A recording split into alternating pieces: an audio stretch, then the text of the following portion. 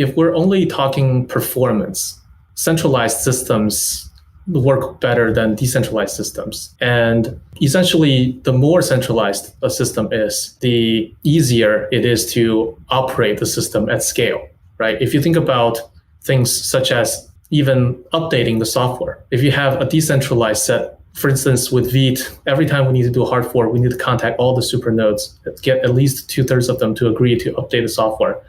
And if we were just serving a website from our AWS server, that we could do that perhaps within a day, whereas with the supernode hard forks, that process could take a week or so. So this is basically one way to illustrate how centralized systems perform better than decentralized systems. And then, of course, there's also just having all the nodes agree, syncing within the network. That would also take a while. But with centralized systems, you don't have that problem. With the server-client model, the server tells what the clients do, right? With a P2P model, you don't have that server, and then you need to get sort of a quorum of the clients to agree with each other, and that's much harder. But why am I saying this? What's my point? The point is that decentralization is more about censorship resistance, right? The problem is that if you were to have one centralized system that effectively executes, that decides what the network should look like, I mean, you're sort of relying on a benevolent dictator, right?